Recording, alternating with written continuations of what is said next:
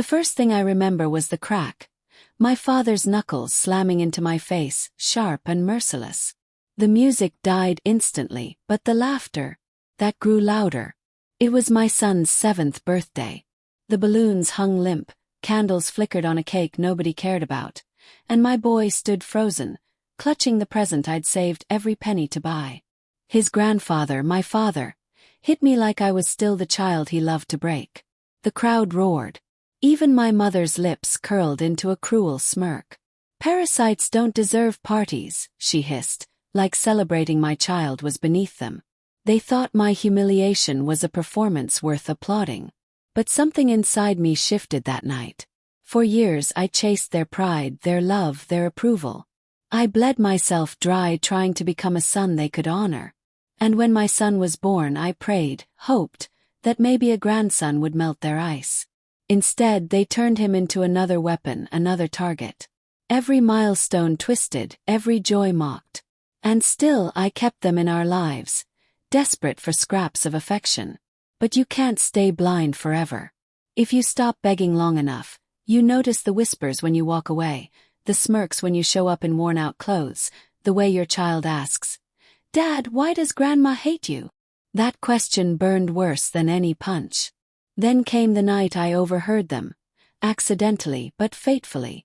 I'd left my phone recording on the table. Later, through my headphones, I heard their truth. My father's voice cold. "He's pathetic. Can't even host a party without crawling." My mother's laugh. "We shouldn't waste time. The boy will soon learn his father is nothing." That was it. Not the punch. Not the birthday humiliation.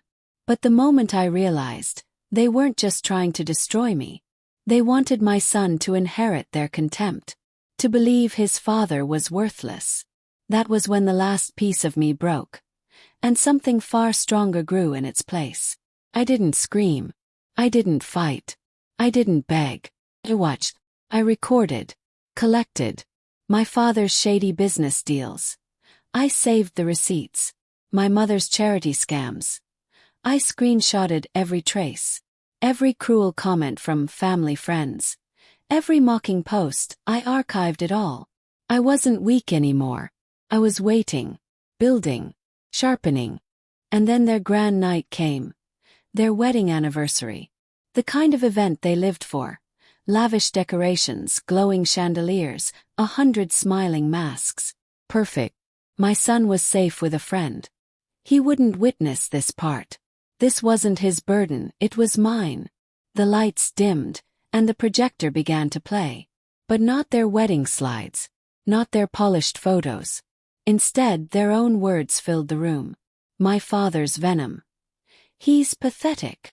My mother's laugh. "His son will learn he's nothing." Gasps tore through the crowd. Faces turned. And then the storm hit. Clip after clip, fraud after fraud, every bribe, every missing dollar, every piece of evidence I had gathered.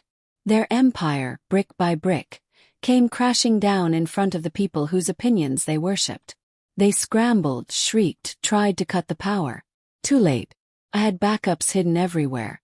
Their lies were unstoppable now, flooding every corner of the room. Their kingdom collapsed under its own corruption. I just stood there, calm, silent. Watching the man who once beat me in front of my son turn red, stammer, choke on his own disgrace. Watching my mother claw at guests, desperate to stop them from leaving. But nobody stayed. Nobody ever stays when the mask shatters. When my father's eyes finally found mine, wild and broken, I leaned in and whispered the only words he'd ever left me with. "Parasites don't deserve parties." That line cut deeper than any fist. It was the end. Their businesses crumbled. Their reputations rotted. Friends vanished. All I did was hold up a mirror. Now when my son looks at me, he doesn't see shame. He sees strength. He sees a man who refused to let cruelty write his destiny. People ask if I regret it if I went too far.